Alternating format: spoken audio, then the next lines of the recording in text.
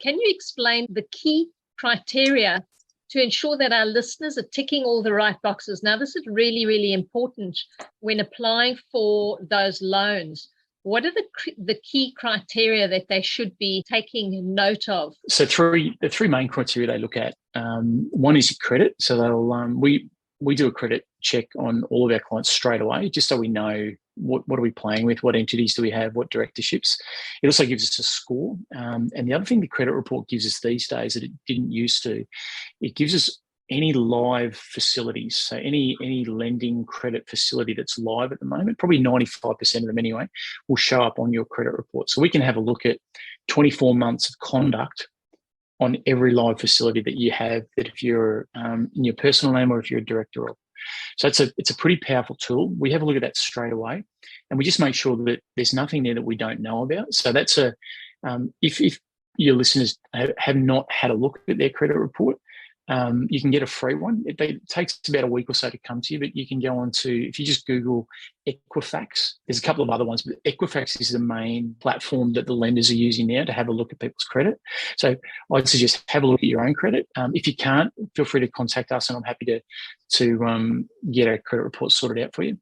The second, so that's credit. Once we tick that box, we move on to equity. And we understand what the bank's proposed equity position is based on what the valuation is, and then we roll that with the loan amount or the proposed loan amount. So most lenders will let you go to up to a maximum of 80%. Now, there are some exceptions to that where we've got medicos and other professions, accountancy, some legal as well. There's some lenders that are like legal. They'll let you go a little bit higher. So they'll let you borrow sometimes up to 100% and more.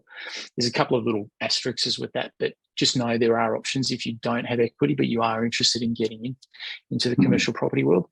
There are certainly options there depending on what your profession is, and feel free to have a chat. So we've got credit report, we've got equity, and the next one is your borrowing capacity. So borrowing capacity is probably the area that we spend most of our time on. It's a minefield of opportunity. And if you get it wrong at the wrong lender at the wrong time, you can decrease your credit score.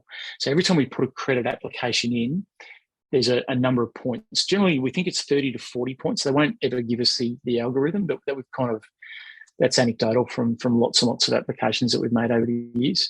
So you don't want to be going and making too many applications. You really want to do the research first, pick one lender, and we generally don't submit a loan unless we know reasonably well that it's going to go through, so that we know that security property is able to be taken by that particular lender. They like the location, they agree with the LVR, so we've got agreement on that location, that type of property, that's a max LVR.